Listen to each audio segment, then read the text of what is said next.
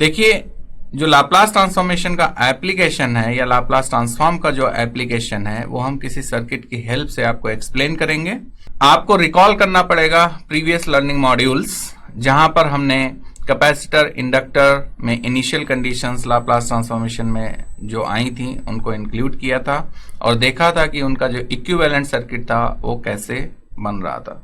Means inductor के series में या इंडक्टर के पैरेलल में कुछ करंट सोर्स या वोल्टेज सोर्स आ रहा था, या कैपेसिटर के सीरीज में या पैरेलल में कोई करंट या वोल्टेज सोर्स आ रहा था। और ये इसलिए आते थे वोल्टेज सोर्स या करंट सोर्स उनके सीरीज पैरेलल में क्योंकि उसमें कुछ ना कुछ इनिशियल कंडीशंस थी, इनिशियल वैल्यूज थी। और इनिशियल कंडीशन या इनिशियल वैल्यू किसकी वजह से आती थी?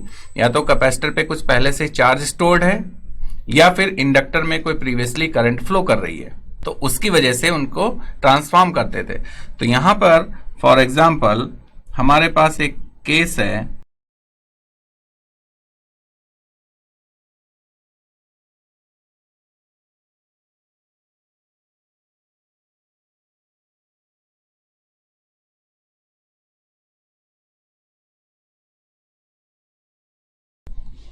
सपोज एक केस है, ठीक है, और हम यहां पर डिस्कस क्या कर रहे हैं? Application of Laplace transformation.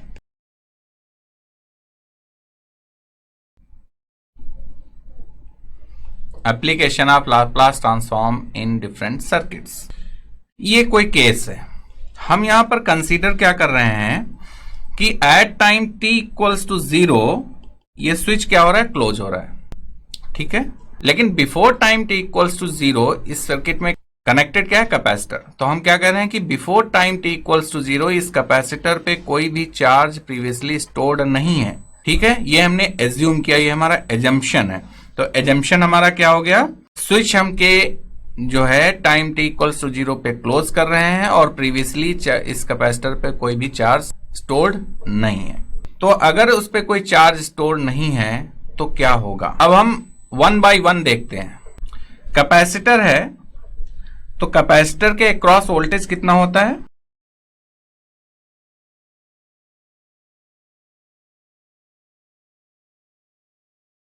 Voltage across capacitor is 1/C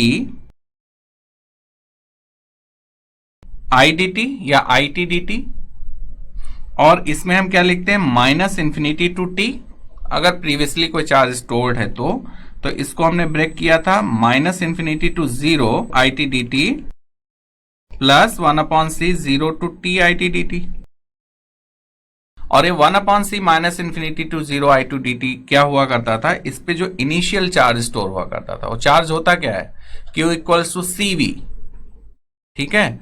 और यहां पर हम क्या लिख रहे हैं? वोल्टेज।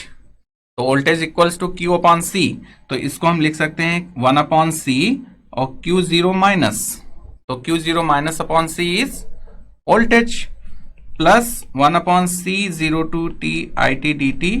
अभी हमने इस सर्किट की एनालिसिस कुछ स्टार्ट नहीं किया, हम सिर्फ कैपेसिटर के बारे में बता रहे हैं, ठीक है। तो ये जो VC वोल्टेज है, प्रीवियस वोल्टेज जो उस पर स्टोर्ड है, प्लस जो करंट एनालिसिस है, वो दो पार्ट में ब्रेक होगा। तो इसका जो हमने इक्विवेलेंट सर्किट आपको बताया था वो कैसे बताया था? इसका इक्विवेलेंट है, अगर वो प्रीवियसली चार्ज वोल्टेज उसकी पोलैरिटी पॉजिटिव है तो कैपेसिटर इन सीरीज विद एक वोल्टेज सोर्स आएगा, और ये वोल्टेज सोर्स क्या होता था? Q0 माइनस अपॉन C और इक्वल्स टू इसको V0 लिखते थे। और ये कैपेसिटर एज इट इज रहता था, और लाप्लास ट्रांसफॉर्म में इसको हम कैसे लिखते थे? 1/CS, ठीक है। तो अगर हम इसका लाप्लास ट्रांसफॉर्म लेते हैं तो हमने आपको बताया था ये हो जाता है VCS इक्वल्स टू, ये तो कांस्टेंट है तो VO प्लस 1/CS, और यहां न्यूमरेटर में IS आ जाता था, जो कि उसमें करंट कितनी फ्लो कर रही है? IS करंट फ्लो कर रही है, और ये पोलैरिटी प्लस माइनस थी। तो ऐसे हमने आपको एक्सप्लेन किया था। तो ये जो सर्किट यहां पर है, इस सर्किट में आप देखिए कि this is plus this is minus. Generally जो कर्व पोर्शन होता है ये हमेशा निगेटिव साइड हम लेते हैं कैपेसिटर की, ठीक है। अब हम इस सर्किट में वापस आएंगे और ये एनालिसिस जो हमने आपको बताई है उसको हम इसमें इनकॉर्पोरेट करेंगे, ठीक है। तो by KVL in given circuit KVL आप अप्लाई कीजिए, 1/c minus infinity to t it dt plus R I T equals to capital V। अब यहां पर जो V है ये कांस्टेंट है, V कांस्टेंट है। तो हमने आपको जब सिग्नल्स एक्सप्लेन किए तो उसमें हमने बताया था कि अगर कोई कांस्टेंट है फॉर पर्टिकुलर टाइम के लिए तो वो यूनिट स्टेप फंक्शन उसमें मल्टीप्लाई कर सकते हैं। और यहां पर हमें t इक्वल्स टू 0 पे एनालिसिस स्टार्ट कर रहे हैं। Switch is closed at time t equals to 0, और कब तक क्लोज रहेगा ये हमें नहीं पता। t इक्वल्स टू 0 पे हम इसको क्लोज कर रहे हैं, बट ये कब तक क्लोज रहेगा हमें नहीं पता, तो हम एज्यूम करेंगे कि इंफिनिटी तक क्लोज है। तो जो हम एनालिसिस करेंगे 0 टू इंफिनिटी पे करेंगे। अब आप कहेंगे कैपेसिटर में आपने माइनस इंफिनिटी टू क्यों लिया है? तो हमें नहीं पता कैपेसिटर पे पहले चार्ज था कि नहीं था। एजम्पशन जो हमने लिया है उसको हम अप्लाई करेंगे, बट फिलहाल अभी हमें नहीं पता कि कैपेसिटर पे कोई प्रीवियस चार्ज स्टोर्ड है, इसलिए हमने माइनस इंफिनिटी टू टी ले लिया है। समझ में आ गया इतना? ये तो हो गया टाइम डोमेन में अगर इस सर्किट को हम लिखते हैं एनालिसिस। लेकिन अगर ये जो गिवन सर्किट है इसको हमें लाप्लास ट्रांसफॉर्म डोमेन में ड्रॉ करना हो तो कैसे ड्रॉ करेंगे? लाप्लास ट्रांसफॉर्म सर्किट, ये जो V वोल्टेज है हम इसको क्या लिख सकते हैं? VUT भी लिख सकते हैं, क्योंकि UT को आप मल्टीप्लाई कर सकते हैं किसी भी से। UT डिफाइन कहां से कहां तक होता है? 0 to infinity, 40 greater than equal to 0, उसकी वैल्यू 1 होती है। तो V को अगर 1 से मल्टीप्लाई करेंगे तो 1 ही तो रहेगा। ठीक है, चलो अगर नहीं भी है तो V का मल्टीप्लीकेशन फैक्टर क्या है? 1। 1 का हमेशा जो लाप्लास ट्रांसफॉर्मेशन होता है वो क्या होता है? 1/s। तो अगर आप UT नहीं भी लिखते हैं, लॉजिकली UT होना चाहिए बट नहीं भी लिखते हैं, तब भी वो अंडरस्टूड है कि ये हो गया V/s। Polarities as it is रहेंगी। यहां पे ये स्विच है, स्विच आपने क्लोज किया या नहीं किया वो हम देखेंगे। R को as it is Laplace transformation domain में R चेंज नहीं होता है, ठीक है, क्योंकि वो एक सिर्फ वोल्टेज ड्रॉप प्रोवाइड करता है या फिर पावर उसके अक्रॉस डिसिपेट होती है। अब यहां पर कैपेसिटर आ गया, तो इस कैपेसिटर को आप कैसे लिखेंगे? कैपेसिटर तो रहेगा ही साथ यहां पे एक वोल्टेज सोर्स आ जाएगा, और वोल्टेज सोर्स में पोलैरिटी इसकी प्लस माइनस, तो इसकी भी प्लस माइनस। अगर हमने लिया कि जो उसमें चार्ज स्टोर्ड है प्रीवियसली वो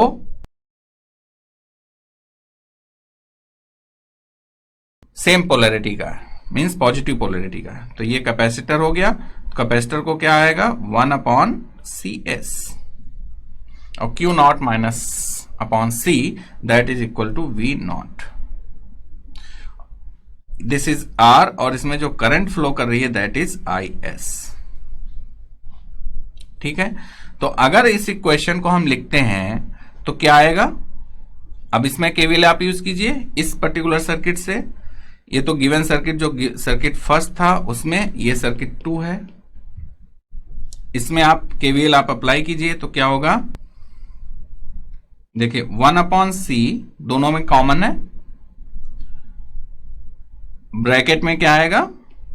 IS/S, क्योंकि 1/CS जो कैपेसिटर में वोल्टेज ड्रॉप होगा, plus Q0 minus divided by S, यहां पे CS हो जाएगा, 1/CS ही रहेगा सर्किट में भी, जो हमने मिस कर दिया था। ये कैपेसिटर इस पर्टिकुलर ब्रांच के अक्रॉस वोल्टेज ड्रॉप हो गया, plus R multiplied by IS equals to V/S। ऐसे इक्वेशन लिख सकते हैं, या फिर जो ऊपर हमने टाइम डोमेन में इक्वेशन लिखी थी उसका आप लाप्लास ट्रांसफॉर्म लेते तब भी यही इक्वेशन बनती। तो ये जो इक्वेशन नंबर यहां पे हमने 1 लिखा या फिर इक्वेशन 2 लिखा, एक दूसरे के ये कॉरेस्पॉन्डिंग इक्वेशंस हैं, एक टाइम डोमेन में है तो दूसरी लाप्लास ट्रांसफॉर्म डोमेन में है। ठीक है, अब आप देखिए एज्यूम, यह हमारा जो एजम्पशन है वो क्या है कि voltage, initial voltage across the capacitor was 0, means उस पर कोई प्रीवियसली चार्ज स्टोर नहीं था, तो Q0 माइनस 0 क्या हो जाएगा? 0। तो यहां पर आप देखिए क्या आएगा? 1/CS IS plus RIS equals to V/S। अगर हम टाइम डोमेन की बात करें तो यहां पे आप देखेंगे ये आ जाएगा 1/c integration from 0 to t it dt, क्योंकि v00 है, जो यहां पर v0 आएगा, plus r it equals to v, और ये वाला टर्म क्या है, 0 है।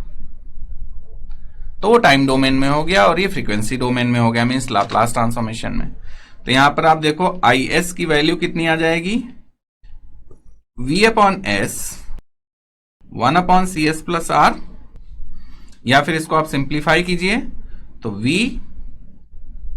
cs से मल्टीप्लाई कर लीजिए, ss कैंसिल, ठीक है, v/1 प्लस, या फिर आप इसको s प्लस के टर्म में बना लीजिए, तो यहां पे rc कॉमन आएगा, तो rc को न्यूमरेटर में ले लीजिए और s प्लस 1/rc, ये 1/c आ जाएगा, cc कैंसिल हो जाएगा। तो यहां पे is की वैल्यू कितनी आ गई, दिस वन। अब आपको पता है टेकिंग इनवर्स लाप्लास ट्रांसफॉर्म,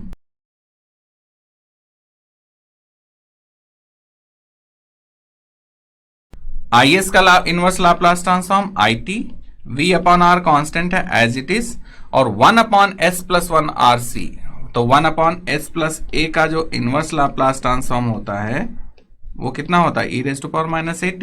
तो यहां पर क्या आ जाएगा, e⁻⁻a कितना है, 1/rc इंटू t, तो ये आ जाएगा v/r e⁻⁻t/rc। तो ये तो हो गया सॉल्यूशन फ्रॉम लाप्लास ट्रांसफॉर्मेशन में, जो डिफरेंशियल इक्वेशन लाप्लास ट्रांसफॉर्मेशन में लिखी है फॉर्म में, उसका इनवर्स लाप्लास ट्रांसफॉर्म लिया।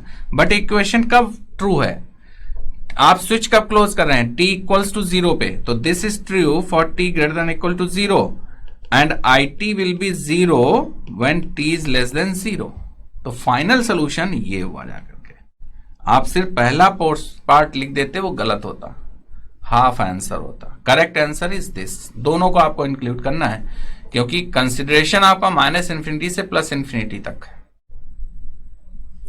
हम वापस आते हैं इस डिफरेंशियल इक्वेशन में, जो यहां पे ये टाइम डोमेन में हमने लिखी थी, और आपको पता है कि टाइम डोमेन में हमने इक्वेशन लिखी थी, आप देखिए, और एज्यूम क्या किया कि v0 क्या है, 0, इनिशियल कोई वोल्टेज स्टोर्ड नहीं है, चार्ज स्टोर्ड नहीं कैपेसिटर पे, तो ये क्या था 1/c दिस वन। तो हमारे पास क्या बचा, 1/c 0 to t it dt plus r/it/v, और इसको अगर हम डिफ्रेंशिएट करें तो क्या आता है, it/c plus r/dit/dt equals to 0। Homogeneous equation है, तो dit/dt इज व्हाट, -1/rc, या आप इसको ऐसे लिख सकते हैं, प्लस इक्वल्स टू 0।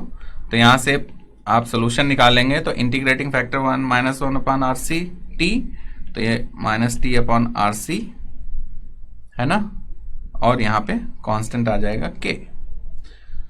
तो k की वैल्यू क्या आएगी वो आपको सॉल्व करनी है, ठीक है, यहां पर तो k की वैल्यू सॉल्व करनी है, और k की वैल्यू आप कैसे सॉल्व करेंगे, इनिशियल कंडीशन से, ठीक है। तो k की वैल्यू आप सॉल्व कर लीजिए, इसमें सब्स्टिट्यूट कीजिए, आपको सोल्यूशन मिल जाएगा। तो इनिशियली कैपेसिटर कैसे बिहेव करता है, शॉर्ट सर्किट,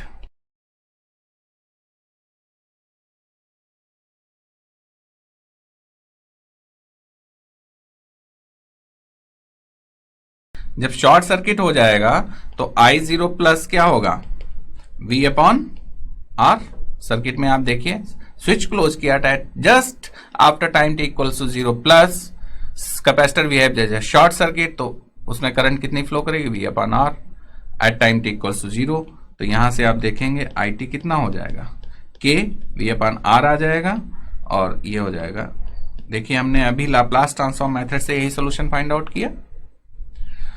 तो लाप्लास ट्रांसफॉर्म से कितना इजी हो जाता है, इनिशियल कंडीशन साथ ही साथ उसमें इंक्लूड हो जाती हैं और हमें सॉल्व करने में कोई प्रॉब्लम नहीं होती है, ठीक है। आई होप कि आपको ये जो मेथड है समझ में आ गया होगा अच्छे से, ठीक। चलिए, ये तो हमने आरसी सर्किट का डिस्कस किया। आप कोई भी circuit, RC, RL, RLC circuit, series, parallel, कोई भी सर्किट आप ऐसे सॉल्व कर सकते हो, कोई दिक्कत आने वाली नहीं है। ठीक है।